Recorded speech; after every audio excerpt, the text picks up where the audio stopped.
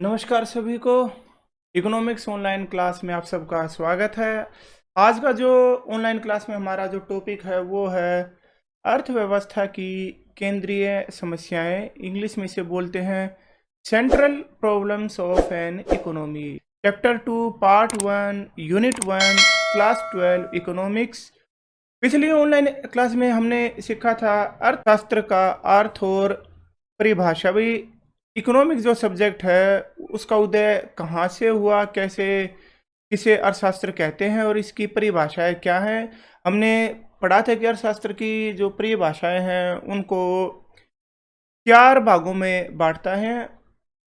सबसे पहली थी हमारी धन संबंधी परिभाषा जो कि अर्थशास्त्र के पितामह है एडम स्मिथ ने दी थी। इसके अलावा भौतिक कल्याण संबंधी परिभाषा, आर्थिक विकास संबंधी परिभाषा और एक थी हमारी दुर्लभता संबंधी परिभाषा। इसके बाद हमने पढ़ा था व्यष्टि अर्थशास्त्र का क्षेत्र, स्कोप ऑफ इकोनॉमिक्स।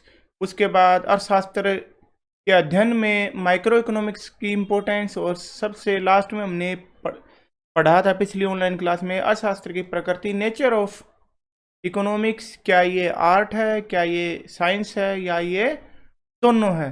तो आज की जो इकोनॉमिक्स क्लास है वो हम शुरू करते हैं। हमारे आज का जो विषय है अर्थव्यवस्था की केंद्रीय समस्या है, उसका पहला जो टॉपिक है आर्थिक समस्या क्या है।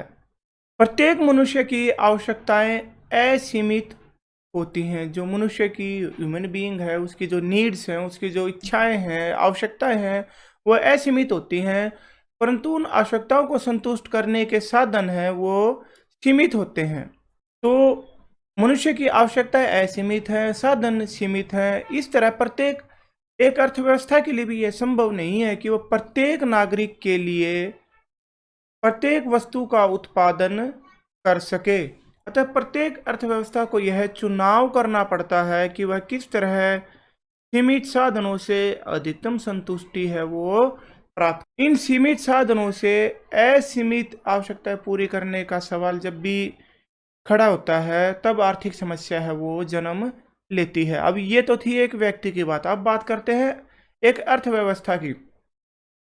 एक अर्थव्यवस्था के पास जो साधन है वो सीमित होते हैं। अब जैसे हमारा देश है, हमारे देश के पास जो खनिज उत्पादन है, जो हमारे देश का जो क्षेत्रफल है, जो भूमि है, जो जल संसाधन है, वो सीमित है।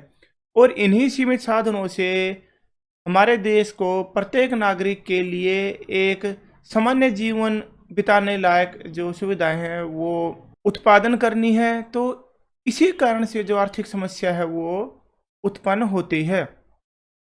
उदाहरण के लिए अब इसको थोड़ा अर्थशास्त्र की भाषा में सीखते हैं। उदाहरण के लिए एक अर्थव्यवस्था को यह निर्णय लेना पड़ता है कि कितने साधनों का उपयोग उद्योगों के विकास के लिए करें और कितने साधनों का प्रयोग कृषि के विकास के लिए किया जाए। साधनों के चुनाव संबंधी समस्या को ही आर्थिक समस्या कहा जाता है। अतः आर्थिक समस्या चुनाव की समस्या या साधनों के बचतपूर्ण प्रयोग की समस्या है। संक्षेप में हम कह सकते हैं कि आर्थिक समस्या वह समस्या है जिसका संबंध वर्तमान साधनों के उचित बंटवारे से अधिकतम संतुष्टि प्राप्त करना तथा भविष्य में साधनों की वृद्धि और उनके वितरण से है। तो भाई आर्थिक समस्या क्या है? एक तो जो वर्तमान में जितने भी साधन हैं उनका उचित बंटवारा करे और अधिकतम संतुष्टि प्राप्त करे। दूसरा, भविष्य में इन साधनों की वृद्धि करे और उनका उचित ढंग से बंटवारा करे। तो इस तरह से जो हमारी आर्थिक समस्या है वो उत्पन्न होती है। आगे इसकी परिभाषा की बात करते हैं। लेफ्टविच के अनुसार आर्थिक समस्या का संबंध मनुष्य की वैकल्पिक आवश्यकताओं के लिए सीमित साधनों के वितरण तथा संसाधनों के अधिक से अधिक आवश्यकताओं की संतुष्टि के लिए प्रयोग करने से है। एरिक प्रोन के अनुसार आर्थिक समस्या मूल रूप से चुनाव की आवश्यकता से पैदा होने वाली समस्या है। इस चुनाव का संबंध वैकल्पिक प्रयोगों वाले सीमित साधनों के प्रयोग से है। यह साधनों के उचित उपयोग की समस्या है। आर्थिक समस्या उत्पन्न होने के कारण, भाई आर्थिक समस्या क्यों उत्पन्न होती है? तो अर्थशास्त्र में आर्थिक समस्या उत्पन्न होने के 3 कारण होते हैं। पहला कारण है असीमित आवश्यकताएं। प्रत्येक मनुष्य की जो आवश्यकताएं हैं वो असीमित होती हैं। कोई भी मनुष्य अपनी समस्त आवश्यकताओं को पूर्ण रूप से संतुष्ट नहीं कर सकता। किसी समय में प्रत्येक समाज में असंख्य असंतुष्ट आवश्यकताएं होती हैं जिन्हें अर्थव्यवस्था में उपलब्ध साधनों से पूरी तरह से संतुष्ट नहीं किया जा सकता। इच्छा है मनुष्य की वो बढ़ती जाती है। एक जो भूखा आदमी है वो सिर्फ 2 रोटियों की इच्छा करता है। जब उसका पेट भर जाता है तो उसे वस्त्र भी चाहिए, उसे रहने के लिए घर भी चाहिए, उसे मनोरंजन के साधन भी चाहिए। तो जैसे जैसे मनुष्य की एक आवश्यकता पूरी होगी, वो दूसरी आवश्यकता है वो उसकी मांग वो करता जाएगा। तो मनुष्य की आवश्यकताएं हैं वो कभी समाप्त नहीं होती।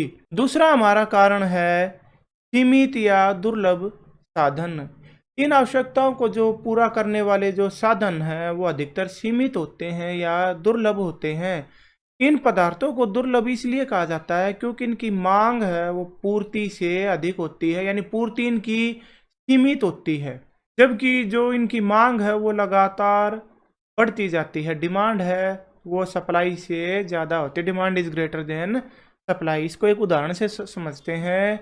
अब जैसे देश में जनसंख्या लगातार बढ़ती जा रही है, तो जो ये जनसंख्या है इसकी भोजन संबंधी आवश्यकताएं, इनके वस्त्र संबंधी आवश्यकताएं हैं वो निरंतर बढ़ती जा रही हैं। परंतु जो कृषि योग्य भूमि है वो देश के पास सीमित है। भाई देश में जो खेत हैं वो सीमित मात्रा में है, और बल्कि वो भी अब कम हो रहे हैं क्योंकि खेती योग्य जमीन का जो प्रयोग है वो घर बनाने के लिए, कॉलोनी बनाने के लिए प्रयोग किया जा रहा है। तो जो साधन है वो दुर्लभ होते हैं, सीमित होते हैं। तो हमारी आर्थिक समस्या उत्पन्न होने के 2 कारण हमने पढ़ लिए। पहला है हमारी असीमित आवश्यकताएं, और दूसरा हमारा कारण है सीमित या दुर्लभ साधन। मैकॉनल के अनुसार दुर्लभता वह स्थिति है जिसमें एक निश्चित समय में साधनों की उपलब्धता उनकी मांग से कम होती है, यानी कि जो उपलब्धता, उनकी जो पूर्ति है वो उनकी मांग के मुकाबले कम होती है। तो इस स्थिति को हम अर्थशास्त्र में दुर्लभता कहते हैं। हमारा तीसरा जो कारण है आर्थिक समस्या उत्पन्न होने का उसे बोलते हैं वैकल्पिक प्रयोग, अल्टरनेट यूजेज। प्रत्येक साधन को एक से अधिक उद्देश्यों के लिए प्रयोग किया जा सकता है, इसे ही वैकल्पिक प्रयोग कहते हैं। प्रत्येक व्यक्ति तथा समाज को यह चुनाव करना पड़ता है कि वह अपने सीमित साधन को अपनी कौन कौन सी आवश्यकताओं को संतुष्ट करने के लिए प्रयोग करे। अब इसको एक उदाहरण से समझते हैं। उदाहरण के लिए दूध एक सीमित वस्तु, दूध की जो पूर्ति है वो सीमित होती है। इसका प्रयोग विभिन्न कार्यों जैसे बच्चे के पीने के लिए, चाय बनाने के लिए, पनीर, रसगुल्ला आदि मिठाई बनाने के लिए इसका प्रयोग किया जा सकता है। परंतु दूध की पूर्ति तो सीमित है। अतः एक गृहस्थ यानी कि एक परिवार को, एक मुखिया को यह चुनाव करना पड़ता है कि वह इसका प्रयोग अपनी किस आवश्यकताओं को संतुष्ट करने के लिए करे। प्रत्येक अर्थव्यवस्था को यह चुनाव करना पड़ता है कि वह अपने सीमित साधनों का प्रयोग कौन सी वस्तुओं और सेवाओं का उत्पादन करने के लिए करे और कौन सी वस्तु और सेवाओं का त्याग कर दे। वास्तव में चुनाव की समस्या ही अर्थशास्त्र की मुख्य समस्या है। इसे ही आर्थिक समस्या कहा जाता है। विद्यार्थी से याद कर लेंगे, ये पेपर में 1 नंबर की परिभाषा आ जाती कई बार कि आर्थिक समस्या किसे कहते हैं। तो इसका जवाब हम लिखेंगे कि चुनाव की समस्या को ही आर्थिक समस्या कहा जाता है। तो चलिए अभी हम हमारा जो टॉपिक, आज का मेन टॉपिक है वो शुरू करने जा रहे हैं। अर्थव्यवस्था की केंद्रीय समस्या, central problems of an economy. सबसे पहले हम जानेंगे कि अर्थव्यवस्था किसे कहते हैं। भाई हमारा जो टॉपिक है वो है अर्थव्यवस्था की केंद्रीय समस्या। तो पहले तो हम इस अर्थव्यवस्था शब्द का जो अर्थ है वो सीखेंगे कि भाई इकोनॉमी या अर्थव्यवस्था किसे कहते हैं। अर्थव्यवस्था से अभिप्राय उस प्रणाली से है, उस सिस्टम से है जिसके द्वारा मनुष्य अपनी आजीविका कमाते हैं और आवश्यकताओं की संतुष्टि करते हैं। प्रत्येक अर्थव्यवस्था को कुछ आधारभूत आर्थिक समस्याओं का सामना करना पड़ता है। इन समस्याओं को ही एक अर्थव्यवस्था की केंद्रीय समस्याएं कहते हैं। प्रोफेसर सैमुअल्सन के अनुसार प्रत्येक अर्थव्यवस्था को निम्नलिखित 3 केंद्रीय समस्याओं का सामना करना पड़ता है। तो हमारी पहली समस्या होती है हर एक अर्थव्यवस्था के सामने किन वस्तुओं और सेवाओं का उत्पादन किया जाए तथा कितनी मात्रा में किया जाए। हमारी दूसरी जो केंद्रीय समस्या होती है वो है उत्पादन किस प्रकार किया जाए, और तीसरी समस्या होती है उत्पादन किसके लिए किया जाए। अब हम बारी से इन एक एक करके इन समस्याओं का अध्ययन करते हैं।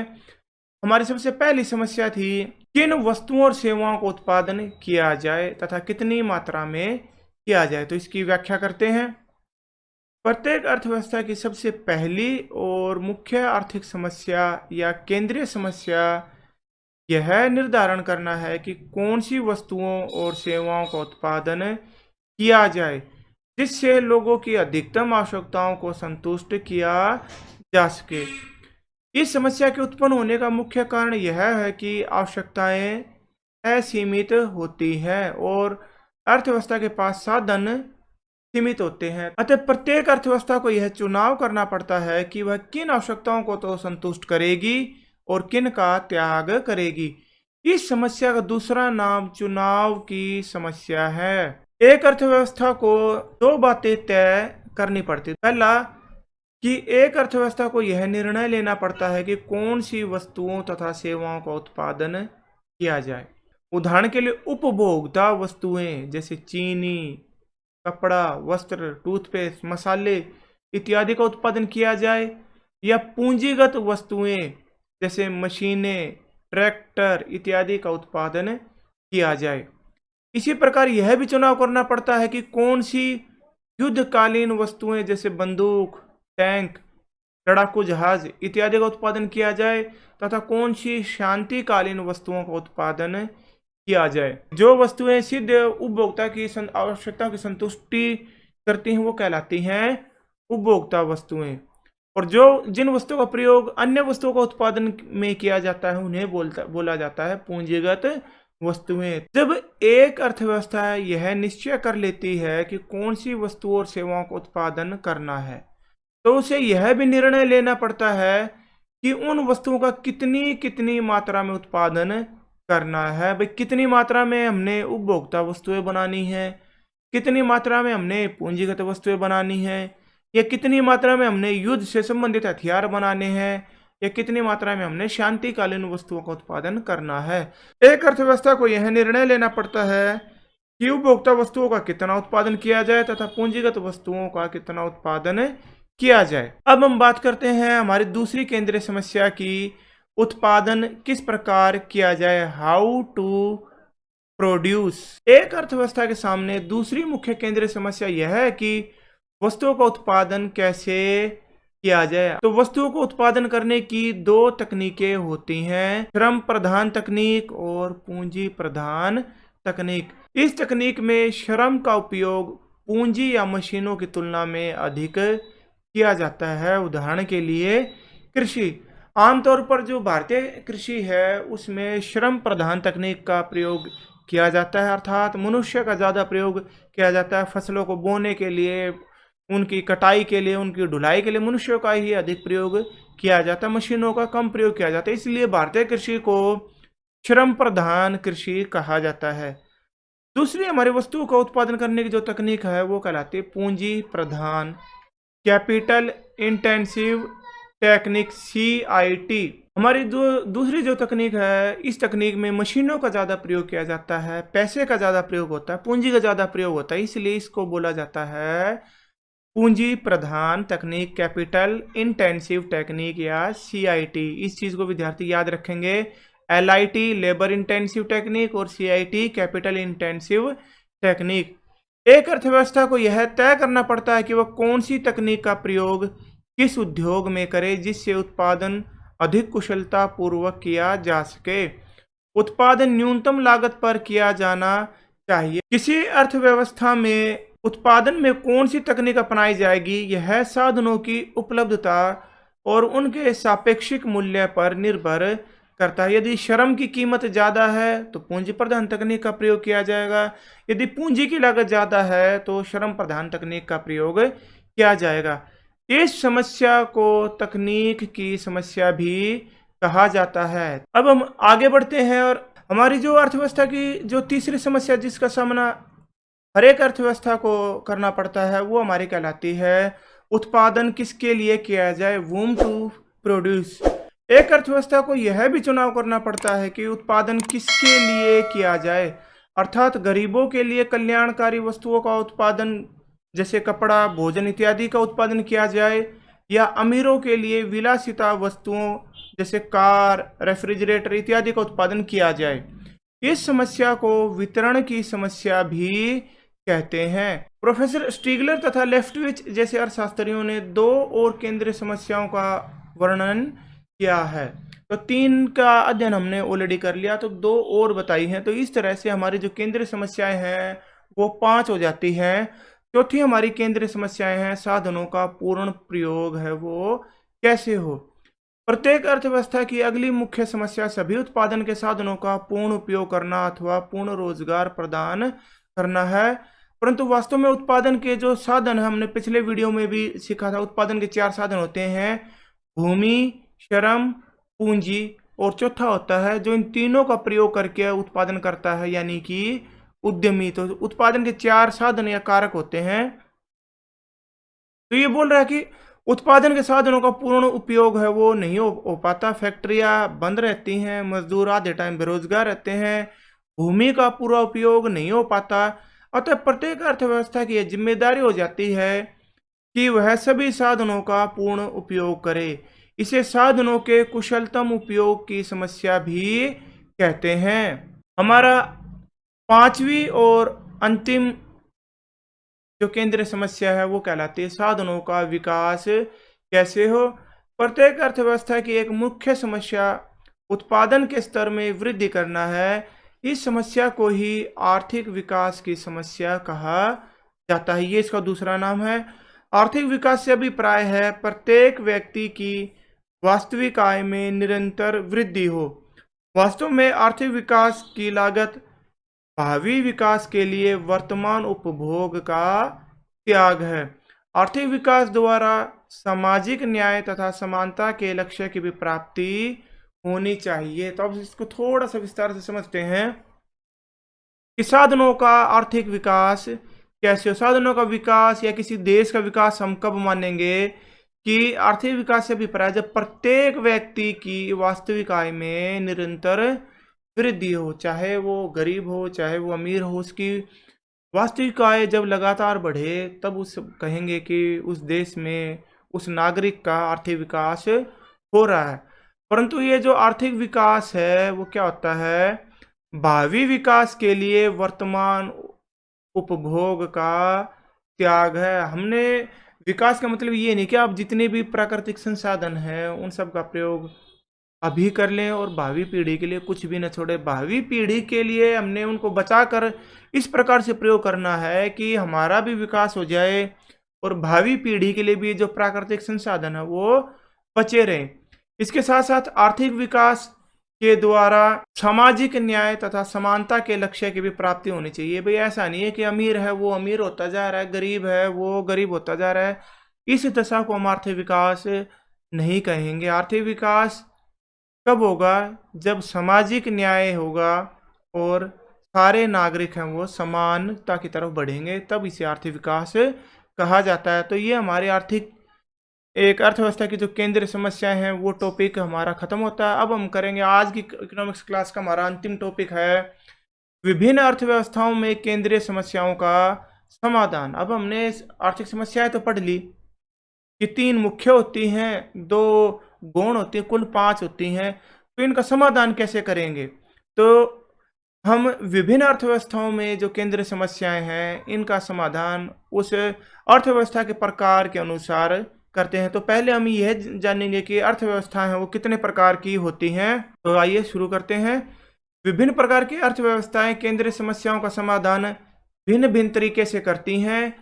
मुख्यतः अर्थव्यवस्थाओं को 3 भागों में बांटा जा सकता है। पहला है पूंजीवादी अर्थव्यवस्था या बाजार अर्थव्यवस्था, कैपिटलिस्ट इकोनॉमी या मार्केट इकोनॉमी। पूंजीवादी अर्थव्यवस्था एक स्वतंत्र अर्थव्यवस्था होती है जिसमें उत्पादक यह निर्णय लेने के लिए स्वतंत्र होते हैं कि क्या उत्पादन करना है, कैसे करना है, किसके लिए करना है। यानी पहली 3 समस्याओं का समाधान हो गया। इसका निर्णय कौन लेता है? उत्पादक।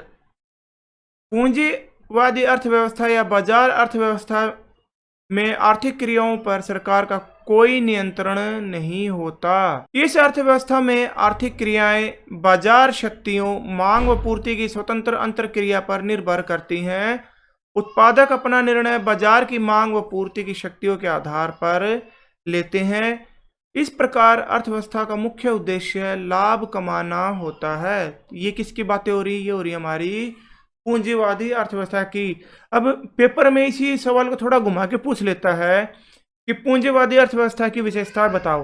तो ये विशेषताएं इनको पॉइंट के हिसाब से लिख देंगे तो ये इसकी विशेषता हो गई कि पूंजीवादी अर्थव्यवस्था एक स्वतंत्र अर्थव्यवस्था होती है।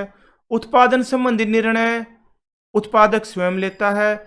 आर्थिक क्रियाओं पर सरकार का कोई नियंत्रण नहीं होता और जो आर्थिक क्रियाएं हैं वो बाजार की शक्तियों पर निर्भर करती हैं।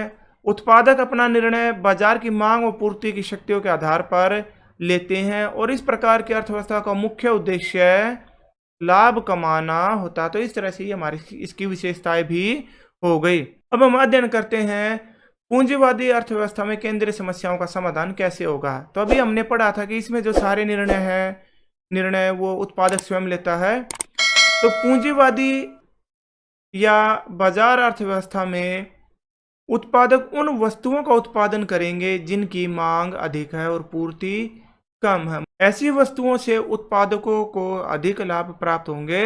ये हो गया पहली समस्या का समाधान। दूसरी थी कि भाई उत्पादन की तकनीक कौन सी प्रयोग करेगा। उत्पादक उत्पादन के उन साधनों का प्रयोग करेंगे जिनसे उत्पादन की लागत कम से कम हो ताकि उन्हें अधिकतम लाभ प्राप्त हो। ये हो गया हमारी दूसरी समस्या का भी समाधान। तीसरा था उत्पादन किसके लिए किया जाए। एक स्वतंत्र अर्थव्यवस्था में उत्पादक उस वर्ग के लिए वस्तुओं का उत्पादन करेंगे जो अधिक कीमत देने में सक्षम हो, क्योंकि इससे उत्पादकों को अधिकतम लाभ प्राप्त होगा। इस तरह की जो अर्थव्यवस्था उनका उदाहरण है अमेरिका और इंग्लैंड।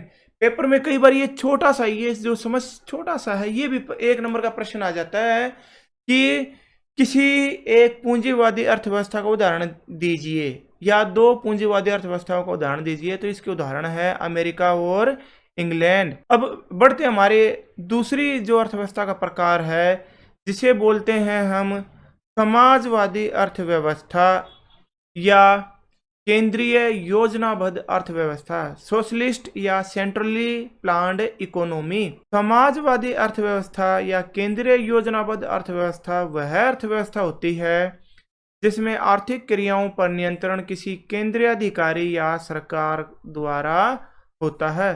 इस अर्थव्यवस्था में क्या, कैसे और किसके लिए उत्पादन किया जाए यह निर्णय सरकार द्वारा नियुक्त किसी केंद्रीय अधिकारी द्वारा लिया जाता है। इस प्रकार की अर्थव्यवस्था का मुख्य उद्देश्य लाभ कमाना नहीं होता बल्कि अधिकतम सामाजिक कल्याण करना होता है।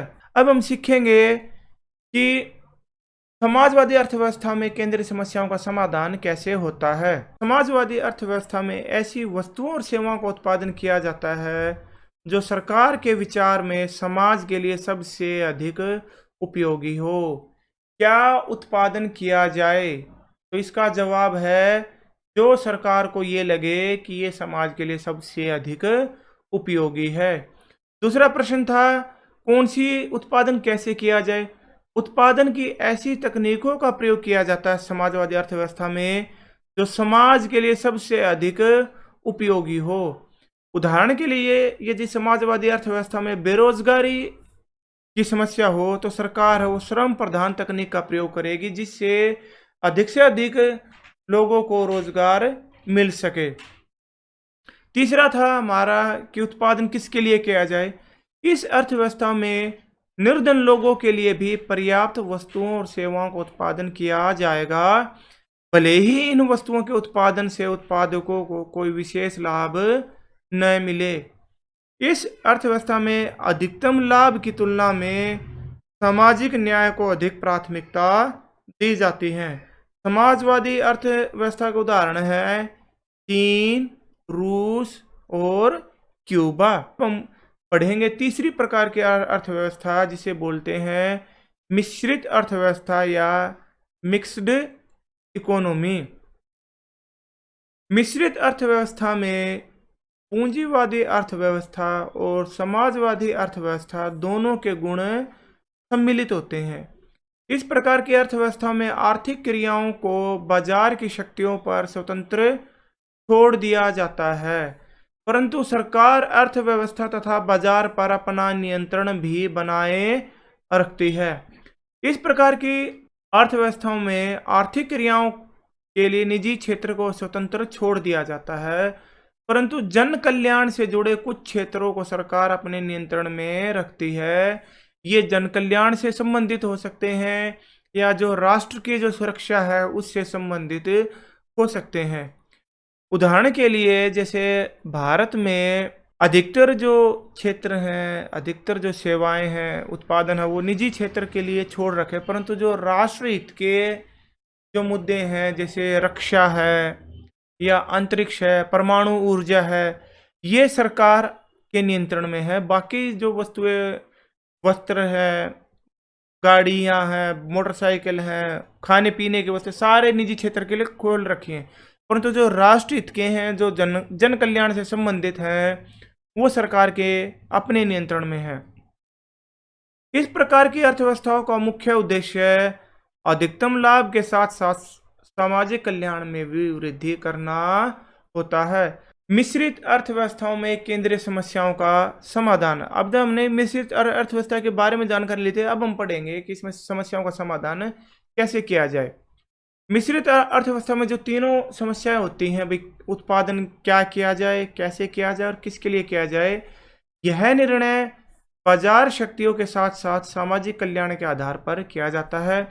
कुछ क्षेत्रों में उत्पादक अधिकतम लाभ प्राप्ति के उद्देश्य से निर्णय लेने के लिए स्वतंत्र होते हैं, परंतु कुछ क्षेत्रों में सामाजिक कल्याण को ध्यान में रखकर ही निर्णय लिए जाते हैं।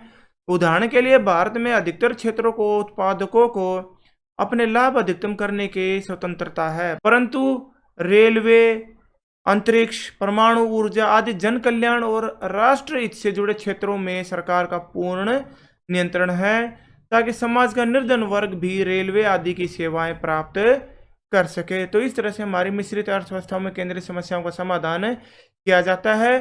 तो आज की जो क्लास में हमने जो सीखा है, सबसे पहले हमने जो सीखा कि आर्थिक समस्या क्या होती है, आर्थिक समस्या के कारण क्या होते हैं। उसके बाद हमने पढ़ा कि अर्थव्यवस्था में कितनी केंद्रीय समस्याएं होती हैं, और सबसे लास्ट में अध्ययन किया कि विभिन्न अर्थव्यवस्थाओं में केंद्रीय समस्याओं का समाधान है वो कैसे किया जाता है।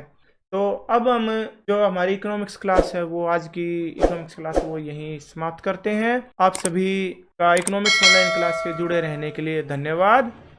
स्वस्थ रहें, मस्त रहें। जय हिंद, जय भारत।